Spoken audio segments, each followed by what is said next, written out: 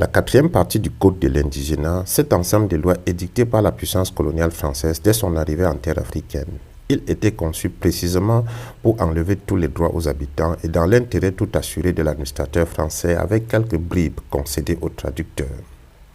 Article 22. Abattage d'arbres à rendement économique. Ce que la norme interdisait, couper ou détruire des palmiers à huile ou des arbres à caoutchouc sans autorisation. Un homme abat un palmier à huile dans son champ ancestral pour construire le toit d'une case pour sa fille qui se marie. C'était un arbre de 40 ans planté par son grand-père, condamné. L'arbre appartient à l'économie coloniale.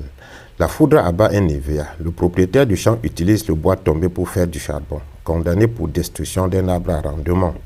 Article 23. Chasse ou pêche dans les zones réservées. Ce que la norme interdisait, chasser ou pêcher dans les zones réservées ou en dehors des périodes autorisées, indépendamment de la tradition locale. Des pêcheurs bozo-dunidjé pêchent dans le même bras d'eau où pêchaient leurs pères depuis des générations. Le tronçon est désormais classé zone réservée pour approvisionner les marchés européens, tous condamnés. Un paysan tue un crocodile qui avait déjà dévoré 2 chèvres et menaçait les enfants du village. Le crocodile était faune protégée en cette saison, condamné.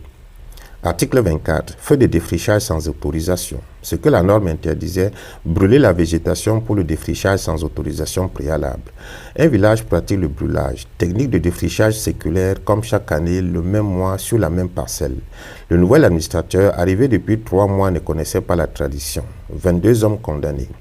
Un agriculteur brûle les chaunes de son champ après la récolte. Feu non autorisé, 5 jours de cellule.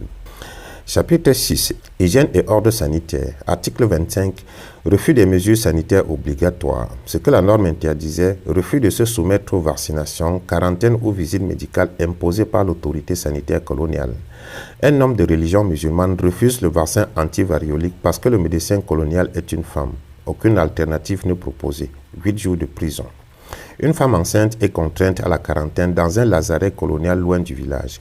Elle refuse d'accoucher sans les femmes de sa famille, condamnée pour refus de quarantaine. Un vieux guérisseur traditionnel invite les malades du village à se soigner avec les méthodes ancestrales au lieu de se rendre au dispensaire, condamné pour opposition aux mesures sanitaires. Article 26. Habitation non conforme aux prescriptions hygiéniques. Ce que la norme interdisait, habiter dans des constructions non conformes aux normes hygiéniques établies par l'administration, souvent inspirées des standards européens sans pertinence climatique locale. Un homme d'un village sérère vit dans une case ronde à toit de chaume, construction parfaitement adaptée au climat et naturellement ventilée. L'administrateur ordonne de reconstruire en forme rectangulaire avec un toit en tôle. Refus. Infraction. Habitation insupportablement chaude. Un village est condamné à une amende parce que les cases sont trop proches les unes des autres pour violation des distances hygiéniques minimales, bien que la disposition traditionnelle fût conçue pour se protéger du vent et des prédateurs. Un homme qui n'a pas les moyens d'acheter des matériaux conformes est quand même condamné. Aucune aide n'est prévue pour se mettre en règle. L'infraction est automatique. Article 27. Refus de participer aux travaux collectifs d'assainissement. Ce que la norme interdisait, refus de participer aux travaux collectifs d'assainissement du village, nettoyage des fossés, construction de latrines, drainage. Un homme absent pour maladie lors d'une journée de travail collectif pour les latrines du village. Il n'a pas de certificat médical. Le dispensaire est à 30 km. Condamné. L'ordre est donné de construire des latrines publiques à la manière européenne. Les villageois ne sont pas associés à la conception. Quiconque ne participe pas aux travaux est un criminel. Chapitre 7. Pratiques culturelles et religieuses. Article 28. Fétichisme, sorcellerie ou magie. Ce que la norme interdisait, pratique de fétichisme, de sorcellerie ou de magie jugée de nature à troubler l'ordre public. Un guérisseur traditionnel est condamné pour avoir soigné un patient avec des herbes, des prières et un rite de purification. Le patient avait guéri. Sorcellerie préjudiciable, 1 mois de prison.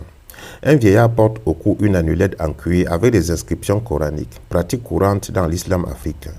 Un garde la dénonce comme fétiche, condamné. Une femme est accusée de mauvais œil par un voisin lors d'une querelle de voisinage. L'administrateur, sans instruction, la condamne pour pratique de nature à soumettre autrui à une influence néfaste. Un griot qui récite des formules rituelles lors d'une cérémonie funèbre est condamné pour pratique magique. Les formules étaient traditionnelles et ne menaçaient personne. Article 29. Cérémonie initiatique non déclarée, ce que la norme interdisait. Tenir des cérémonies initiatiques sans notification préalable à l'autorité. Une cérémonie de circoncision collective, de nature sacrée et réservée dans la tradition locale, est notifiée à l'administrateur qui envoie 2 gardes pour assister.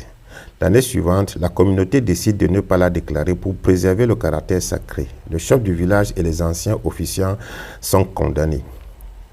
Une cérémonie d'initiation féminine est découverte par hasard par un surveillant. Les vieilles femmes qui officient sont arrêtées.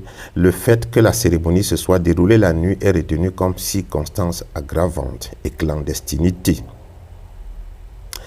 C'est à suivre.